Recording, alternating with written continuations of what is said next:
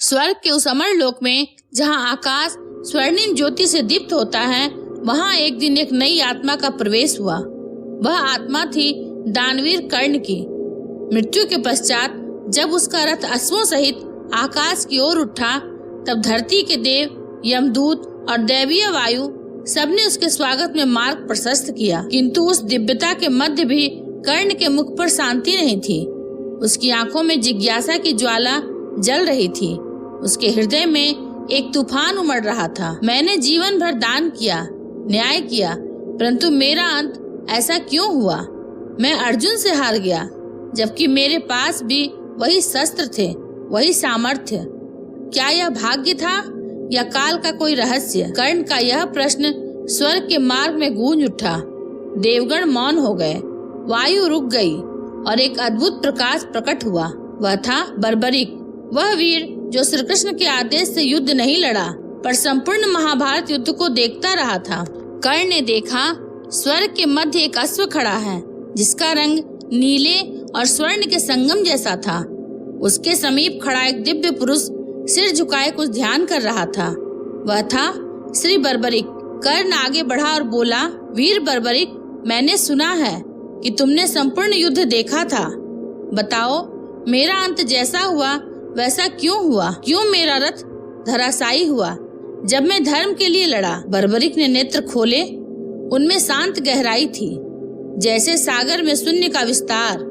वह बोला, कर्ण, तुम्हारी मृत्यु केवल युद्ध का परिणाम नहीं थी, यह काल का खेल था। वह काल जो हर आत्मा के भीतर अपने धर्म की परीक्षा लेता है। कर्ण ने विस्मय से पूछा, तो क्या काल भी किसी का पक्ष लेता है?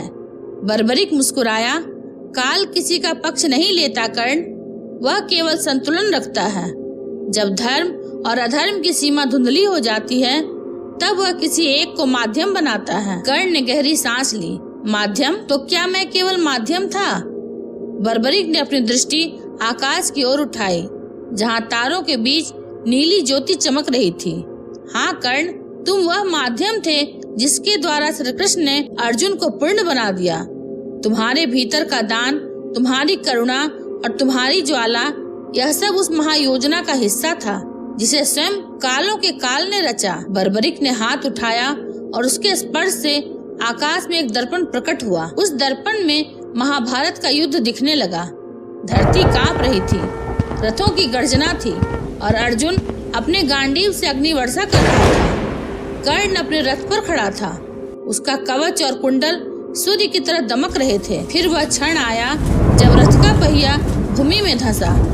कर्ण झुका और उसी समय अर्जुन ने बाण चलाया।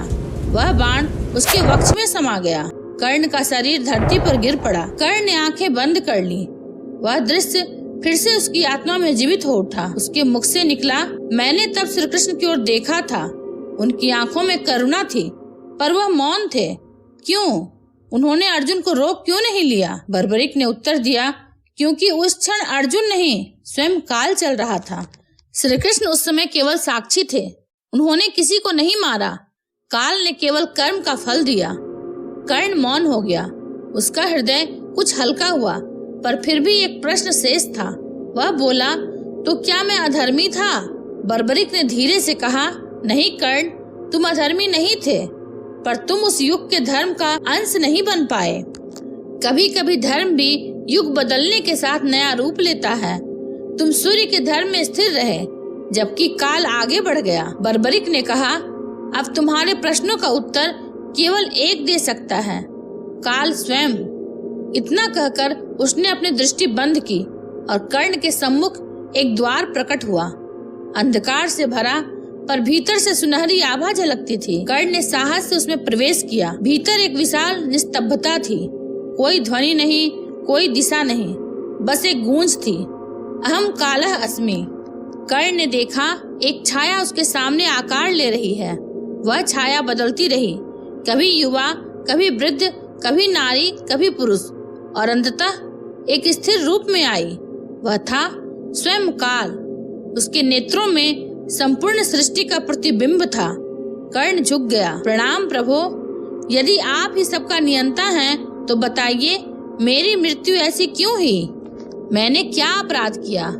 काल की वाणी गूंजी, कर्ण, तुम्हारा अपराध नहीं था, तुम्हारा आसक्ति ही तुम्हारी मृत्यु का कारण बना। तुम जन्म से सूर्य पुत्र थे, पर पहचान के लिए तुमने जीवन भर संघर्ष किया। जब व्यक्ति अपनी पहचान के लिए लड़े तो कर्म भी उसका साथ छोड़ देता है। कर्ण बोला, पर मैंने तो हर किसी को दिया, कभी कुछ मांगा नहीं। काल ने उत्तर दिया, हाँ तुमने दिया, पर दान में भी अहंकार था। तुम्हारा दान शुद्ध था, पर उसमें यह इच्छा थी कि मुझे याद रखा जाए, और यही इच्छा काल के नियम से विपरीत थी, क्योंकि जो स्वयं को विस्मृत कर देता है वही अमर होता है। कर्ण के नेत्रों में नमी भर आई। उसने कहा, तो क्या मेरा जीवन व्यर्थ था? काल मुस्कुराया, व्यर्थ नहीं, अपूर्ण। तुम वह अध्याय थे जो महाभारत को पूर्ण बनाता है। श्री कृष्ण ने अर्जुन को धर्म सिखाया, पर उन्होंने तुम्हारे माध्यम से करुणा सिखाई। तुम्हारे बिना वह कथा अधूरी रहती। फिर काल ने कहा, अब समय है कि तुम उस सत्य को जानो जो मुझसे भी परे है। चलो, मैं तुम्हें उस शक्ति के पास ले चलता हूँ जिसे कालों के काल कहा गया है। अचानक चारों ओर प्रकाश फैल गया। कर्ण के नेत्र बंद हो गए। जब उसने पुनः खोले तो वह एक ऐसे लोक में था जहाँ न अंधकार था न प्रकाश, बस शांति। वहाँ एक ज्योति थी और उस ज्योति से निकली आवाज, कर्ण, मैं कालों का भी नियंता हूँ। मैं वह हूँ जहाँ समय समाप्त हो जाता है। तुम जिस मृत्यु की बात करते हो वह केवल शरीर की थी। तुम्हारी आत्मा का अंत नहीं हुआ, वह कर्म के चक्र को पूर्ण करने आई थी। कर्ण ने विस्मित होकर कहा, तो यह सब पूर्व नियत था? आवाज ने कहा, पूर्व नियत नहीं, पर नियत मार्ग था। तुम्हारे कर्म तुम्हें वहां तक लाए जहां तुम्हें श्री कृष्ण से मिलना था। वह युद्ध केवल शस्त्रों का नहीं, आत्माओं का था, जहां हर आत्मा को अपने धर्म का सत्य जानना था। कर्ण ने नम्रता से कहा, अब मैं समझ गया। मृत्यु केवल अंत नहीं, वह एक द्वार है जहां आत्मा अपने कर्म का अर्थ खोजती है। ज्योति ने कहा, हाँ, और अब तुम मुक्त हो कर्ण, तुम्हारा कर्म पूर्ण हुआ। अब तुम उस शांति में प्रवेश करो जहाँ कोई प्रश्न नहीं, केवल उत्तर है। स्वर्ग का आकाश फिर से आलोकित हुआ। कर्ण के चारों ओर सूर्य की आभा फैली। उसने अंतिम बार पीछे मुड़कर देखा। धरा पर युद्ध भूमि की धूल में उसका रथ अब भी खड़ा था, पर उसे अब कोई पीड़ा नहीं थी।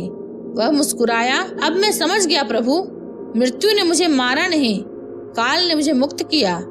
इतना कहकर उसकी आत्मा उस दिव्य ज्योति में विलीन हो गई। स्वर्ग में एक मधुर वायु बही और देवताओं ने पुष्प वर्षा की। श्री कृष्ण ने दूर से नेत्र बंद किए और कहा, कर्ण अब शांति में है।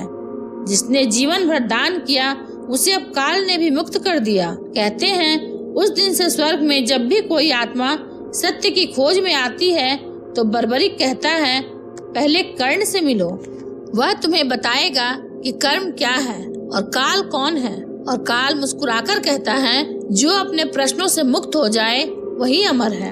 कर्ण का जीवन हमें यह सिखाता है कि महानता केवल शक्ति में नहीं, बल्कि उस विनम्रता में है जो मृत्यु के बाद भी सत्य की खोज करती है। अगर आपको महाभारत की ऐसी अनसुनी और दिव्य कथाएं पसंद हैं, तो चैनल को सब्सक्राइब करें, क्योंकि हर वीडियो में हम लाते हैं एक नई मुलाकात, एक नया रहस्य और एक गूढ़ संदेश। ये महाभारत सिर्फ युद्ध की नहीं, जीवन के ज्ञान की कहानी है। मिलेंगे अगले प्रसंग के साथ, तब तक के लिए धन्यवाद।